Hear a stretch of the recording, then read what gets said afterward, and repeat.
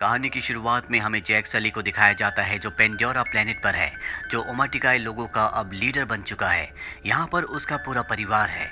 Jack सली ने अब 2 बच्चों को भी अडॉप्ट कर लिया है। इसमें से जो लड़की होती है जिसका नाम किरी है, वो जैक की दोस्त डॉक्टर ग्रेस की ही बेटी है। जब वो अवतार के रूप में आई थी तो उसकी बेटी हुई थी, जिसके बाद उसकी मृत्यु हो गई क्योंकि उसने ओमाटिकाई यानी कि इस प्लेनेट के लोगों का साथ दिया था। और अब जैक ने उसे अडॉप्ट कर लिया है। यहाँ पर एक इंसानी बच्चा भी होता है क्योंकि जब इंसान इस प्लेनेट को छोड़कर गए थे तो ये बच्चा यहीं पर रह गया था। और अब जैक और उसकी पत्नी इन सभी बच्चों का ध्यान रखते हैं। जिस तरह से जैक की पत्नी ने एक बार उसे यहाँ पर हर एक चीज़ सिखाई थी, जैक भी अपने बच्चों को उसी तरह से सिखाता है। एक रात को जब जैक अपनी पत्नी के साथ लेटा होता है, तभी वो आसमान में एक चमकते हुए सितारे को देखते हैं जिसकी रोशनी बहुत ज़्यादा होती है। जल्दी इन्हें समझ में आ जाता है कि ये कोई चमकता हुआ सितारा नहीं है, बल्कि ये इंसानों का स्पेसशिप है जो एक बार फिर से इनके प्लेनेट पर आ चुके हैं। अब जो इंसानों के स्पेसशिप होते हैं वो इनके प्लेनेट पर लैंड करते हैं, जिससे जंगल में आग लग जाती है, बहुत तबाही होती है। और अब स्पेसशिप के दरवाजे खुलते हैं जिसके अंदर से इंसान जो मशीन्स के अंदर बैठे होते हैं वो बाहर निकलते हैं। साथ ही बड़ी बड़ी मशीन्स भी होती हैं और इनके सामने जो कुछ भी आता है ये सब को कुचलते हुए लगातार आगे बढ़ते चले जाते हैं। जैक और उसकी पत्नी ये सब देखकर बहुत दुखी होते हैं, लेकिन वो इनकी मशीन्स और टेक्नोलॉजी के सामने टिक नहीं सकते, इसीलिए वो इनका विरोध नहीं करते। वहीं हमें इंसानों की लैब में दिखाया जाता है जहाँ पर बहुत सारे अवतार होते हैं और वहाँ पर जैक सली का भी अवतार होता है जो अभी अभी होश में आया होता है और वो पूरी तरह से बेकाबू होता है। उसे बताया जाता है कि आप कर्नल हैं, आपको मार दिया गया था, जिसके बाद हमने आपके डीएनए से इस अवतार को बनाया कि आप इस प्लेनेट पर आराम से सरवाइव कर सको। दरअसल इंसानों ने इस प्लेनेट की तरह के लोगों के बहुत सारे अवतार बनाए होते हैं क्योंकि इस बार वो किसी भी कीमत पर जंग को जीतना चाहते हैं। वहीं हमें जैक सली और उसकी पत्नी और उनके लोगों को दिखाया जाता है जो इंसानों की एक ट्रेन को तबाह कर देते हैं जिसमें बहुत सारे हथियार और इंसानों के लिए खाना होता है। जैक अपने साथियों के साथ उनके हथियारों पर भी कब्जा कर लेता है और अब जब ये बात कर्नल को पता चलती है तो वो कहते हैं कि हमें जैक को खत्म करना होगा। वो इस ग्रह के लोगों का लीडर है, उसी के कहने पर यहाँ पर सब कुछ होता है। तभी यहाँ पर कर्नल की भी सीनियर ऑफिसर आ जाती है जो कर्नल को बताती है कि जब भी हम अपने फ्लाइंग ऑब्जेक्ट उन जंगलों में भेजते हैं तो वहाँ पर जो उड़ने वाले क्रीचर्स हैं वो उनके ऊपर हमला करके उन्हें तबाह कर देते हैं। ये सुनने के बाद कर्नल तय करता है कि वो अपने साथियों के साथ जंगल में पैदल ही आगे बढ़ेगा। और जब वो अपने साथियों के साथ जंगल में पैदल आगे बढ़ रहा होता है तो वहाँ पर जैक के बच्चे होते हैं जो उन सब को देख लेते हैं। वो अपने पिता को इन्फॉर्म करते हैं पर अब इंसान उनके सामने है।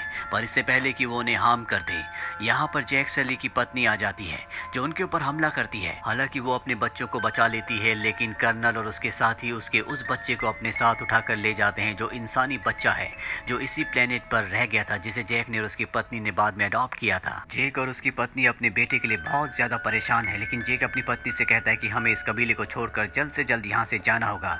जो वो अवतार था वो कर्नल का था जिसके इंसानी रूप को मैंने मारा था, और अगर हम यहाँ से नहीं गए तो मेरी वजह से वो हमारे साथ साथ हमारे पूरे कबीले को भी खत्म कर देगा, इसीलिए हमें यहाँ से छोड़कर जाना होगा। जैक की पत्नी को भी जैक की बात समझ में आ जाती है, इसीलिए जैक अपने पूरे परिवार को उड़ने वाले क्रांस पर लेकर यहाँ से निकल जाता है। वही हमें जैक के उस बेटे को दिखाया जाता है जिसे कर्नल अपने साथ पकड़ कर ले गया था, जिसका नाम स्पाइडर है।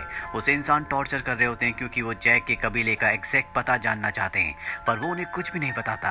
तभी वहाँ पर कर्नल आ जाता है और वो कहता है कि ये इंसान है, इसे हमें टॉर्चर नहीं करना चाहिए। जिसके बाद वो स्पाइडर को बताता है कि मैं तुम्हारा असल पिता हूँ। पिछली बार जब मैं इस ग्रह पर आया था तो मैं तुम्हें यहाँ पर छोड़कर चला गया था, जो मेरी गलती थी, पर अब मैं ऐसा नहीं करूँगा, मैं तुम्हें अपने साथ वापस ले जाऊँगा। ये सुनने के बाद स्पाइडर कर्नल की बात मान जाता है। वहीं जैक सली को दिखाया जाता है जो अपने पूरे परिवार के साथ पानी में रहने वाले इस ग्रह के लोगों के पास पहुँचते हैं जो इनसे थोड़ा सा अलग होते हैं। वहाँ का जो लीडर आता है वो जैक से कहता है कि तुम यहाँ पर नहीं रह सकते क्योंकि तुम्हारा रहन सहन और हमारा रहन सहन पूरी तरह से अलग है। हम पानी में रहते हैं और तुम जंगल में। जैक लीडर को समझाता है कि इस वक्त मुझे तुम्हारी मदद की जरूरत है, मेरे परिवार की जान खतरे में है, हमें यहाँ पर कुछ वक्त रहने की इजाज़त दे दी जाए। जिसके बाद जैक और उसके परिवार को यहाँ पर रहने की इजाज़त मिल जाती है, लेकिन इन्हें पानी में रहना नहीं आता और ना ही यहाँ के रहने वाले लोग इन्हें पसंद करते हैं। अगली सुबह दिखाया जाता है जहाँ पर जैक की बेटी किरी को यहाँ के बच्चे परेशान कर रहे होते हैं और तभी यहाँ पर जैक के दोनों बेटे आ जाते हैं जो उस परेशान करने वाले बच्चे को बुरी तरह से मारते हैं। जैक यहाँ पर आ जाता है और अपने बेटे को डांटता है कि तुम्हें उन बच्चों के साथ लड़ाई झगड़ा नहीं करना चाहिए था, यहाँ के लीडर का बेटा है, इसीलिए तुम्हें उससे माफ़ी मांगनी होगी। जैक का बेटा ना चाहकर भी उसके पास जाता और उससे माफ़ी मांगता है। लीडर का बेटा कहता है आओ मैं तुम्हें खास जगह ले चलूँ, और वो जैक के बेटे को पानी की गहराइयों में ले जाता है जहाँ पर एक बहुत ही खतरनाक मॉन्स्टर रहता है और उसे वहाँ छोड़कर चला जाता है, जिसके बाद वहाँ पर वो मॉन्स्टर आता है जो जैक के बेटे के ऊपर हमला कर देता है। वो अपनी जान बचाने के लिए इधर उधर भागना शुरू करता है, लेकिन पानी के अंदर उसकी स्पीड इतनी ज़्यादा नहीं होती और इससे पहले कि वो मॉन्स्टर उसे खाता, यहाँ पर एक दूसरा पानी का बड़ा मॉन्स्टर आता है जो उसे मार देता है। जैक के बेटे की पानी में रहने की वजह से सांस रुकना शुरू हो जाती है, जिस वजह से वो बेहोश हो जाता है और जब उसे होश आता है तो पानी के ऊपर होता है। वो देखता है कि वो उसी मॉन्स्टर के ऊपर लेटा हुआ है जिस मॉन्स्टर ने छोटे मॉन्स्टर को मार दिया था। दरअसल इसी ने उसकी जान बचाई है। जैक का बेटा देखता है कि उसके शरीर में बड़े बड़े हथियार अंदर गए हुए हैं जिनसे उसे बहुत तकलीफ हो रही होती है। जैक का बेटा उन हथियारों को निकाल देता है, जिसके बाद ये मॉन्स्टर जैक के बेटे को किनारे पर छोड़ आता है। वहीं लीडर को पता चल जाता है कि उसके बेटे ने जैक के बेटे को पानी की गहराइयों में मॉन्स्टर के पास छोड़ा था, इसीलिए वो अपने बेटे को सजा देना चाहता है। पर जैक का बेटा उसे बचाने के लिए झूठ बोल देता है कि ये मेरा आइडिया था, मैं ही गहरे पानी में जाना चाहता था। ये सुनने के बाद लीडर के बेटे को बहुत शर्मिंदगी महसूस होती है, क्योंकि वो उसे मरने के लिए वहाँ पर छोड़ आया था, जबकि उसने उसे बचा लिया। और अब जैक का बेटा भी यहाँ के बच्चों का अच्छा दोस्त बन जाता है, जिसके बाद वो उन सबको बताता है कि पानी के बड़े वाले मॉन्स्टर ने मेरी जान बचाई, लेकिन उस पर कोई भी विश्वास नहीं करता। जैक का बेटा एक बार फिर से उसी मॉन्स्टर के पास जाता है जहाँ पर वो उसके साथ बहुत एंजॉय करता है। वहीं हमें कर्नल को दिखाया जाता है जो जैक को ढूंढ रहा है। वो किसी भी तरह से उसे ढूंढकर उससे बदला लेना चाहता है, लेकिन उसे नहीं पता कि जैक अपने परिवार के साथ कहाँ चला गया। और कर्नल ने जैक के एडॉप्टेड बेटे स्पाइडर की मदद से यहाँ के कल्चर के बारे में बहुत कुछ सीख लिया होता है। साथ ही अब वो इकरान के यानी कि उड़ने वाले पक्षी के ऊपर भी बैठकर फ्लाई कर सकता है, जिस पर बैठकर वो स्पाइडर के साथ एक आइलैंड पर पहुंचता है। वहाँ के लोगों को ये बंदी बना लेते हैं और उनसे पूछते हैं क्या तुमने जैक को देखा। वो जैक की फोटो भी उन्हें दिखाता है, लेकिन वो बताते हैं कि हमने इस शक्ल के किसी भी नावी को यहाँ पर नहीं देखा।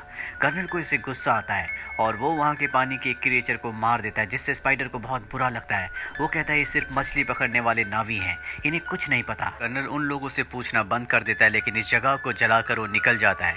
इसके बाद वो कई और कबीलों के पास जाता है और उसे किसी भी कबीले से कोई भी इंफॉर्मेशन नहीं मिलती। वो कई नावी लोगों को मार देता है और अब जब इस समंदर के रास्ते जा रहे होते हैं तभी इनके सामने समंदर का एक बहुत बड़ा क्रिएचर जो अपने बच्चे के साथ तैर रहा होता है वो आता है। ये उसके ऊपर हमला करके उसे मार देते हैं, जिसके बाद ये उस क्रिएचर के मुंह के अंदर जाते हैं जहाँ से उसके दिमाग से ये एक लिक्विड निकालते हैं और ये लिक्विड इतना ताकतवर होता है जो भी इंसान इसे अपनी बॉडी में इंजेक्ट करेगा या पिएगा उसकी उम्र बहुत आराम से बढ़ेगी, यानी कि वो बहुत ज़्यादा सालों तक जिंदा रहेगा और अर्थ पर इसकी जो कीमत होगी वो करोड़ों डॉलर्स में होगी। अब ये सब के सब लोग यहाँ से चले जाते हैं। अगले दिन वो कबीला जिसने जैक और उसके परिवार को उनके यहाँ पर शेल्टर यानी कि आसरा दिया है वो इस मरे हुए क्रिएचर को देख लेते हैं और समझ जाते हैं कि ये सब कुछ जैक की वजह से हुआ है। वो जैक से कहते हैं कि तुम्हारी वजह से इंसान यहाँ तक पहुँच गए जो अब हमारे क्रिएचर्स को मार रहे हैं, जो हमारी दुनिया का हिस्सा है, लेकिन अब इंसानों को इसकी कीमत चुकानी होगी, इसीलिए हम उनके ऊपर हमला करेंगे। वहीं जैक के बेटे को दिखाया जाता है जो समंदर में एक बार फिर से अपने क्रिएचर से मिलने के लिए जाता है जिसने उसकी जान बचाई थी।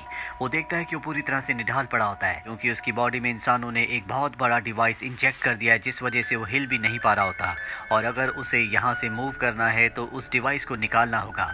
जैक का बेटा और कबीले के दूसरे बच्चे उस डिवाइस को निकालने की कोशिश करने लगते हैं और जल्द ही इंसान भी इस जगह पहुँचने वाले हैं क्योंकि वो इस क्रिएचर को जो कि बहुत बड़ा है उसे मार के उसकी बॉडी का वो तरल पदार्थ निकालना चाहते हैं, जिससे इंसान की उम्र और भी ज्यादा बढ़ जाती है। जैक और कबीले के सभी लोगों को पता चल जाता है कि उनके बच्चों की जान खतरे में है, इसलिए सब के सब समंदर के उस हिस्से की तरफ बढ़ चलते हैं जहाँ पर बच्चे हैं।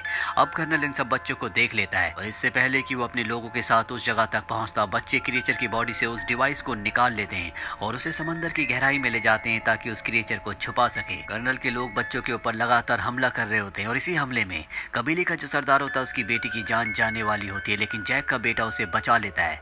पर अब कर्नल और उसके लोग बच्चों को जाल में पकड़कर शिप में ले आते हैं। जैक भी अपने साथियों के साथ यहाँ पर पहुँच जाता है, लेकिन वो देखता है कि कर्नल ने बच्चों को शिप के फ्रंट पर बांधा होता है, इसीलिए उन पर हमला नहीं कर सकता। कर्नल जैक से कहता है कि अगर तुम अपने बच्चों की ज़िंदगी चाहते हो तो तुम्हें अकेले शिप पर आना होगा और जैक इस बात के लिए मान जाता है क्योंकि वो अपने बच्चों को अपने लोगों को बचाना चाहता है। पर इससे पहले कि वो शिप तक पहुंचता वो क्रिएचर जो समंदर का सबसे बड़ा क्रिएचर है जिसकी जान जैक के बेटे ने बचाई थी वो इनकी शिप के ऊपर कूदकर उस पर तबाही मचा देता है और यहाँ जैक और उसके साथियों को मौका मिल जाता है। वो कर्नल और उसके लोगों के ऊपर अपने साथियों के साथ मिलकर हमला कर देता है। इंसानों के बीच में और नावी लोगों के बीच में घमासान युद्ध हो जाता है जिसमें बहुत सारे इंसान मारे जाते हैं, साथ ही कुछ नावी लोगों की भी मृत्यु हो जाती है। लेकिन इस लड़ाई में जैक के बेटे की हालत हालत बहुत ज़्यादा ख़राब हो जाती है और जल्द ही उसकी भी मृत्यु हो जाती है, जिससे जैक की पत्नी को बहुत दुख होता है और अब वो कर्नल से अपने बेटे की मौत का बदला लेना चाहती है। लेकिन अब भी उसका एक बेटा और एक बेटी जिसे उसने अडॉप्ट किया था, वो दोनों के दोनों कर्नल की गिरफ्त में होते हैं। जैक अपने बच्चों को बचाने के लिए जाता है। कर्नल जानता है कि जैक यहाँ पर आएगा, इसीलिए उसने उसे मारने के सारे इंतजाम किए होते हैं।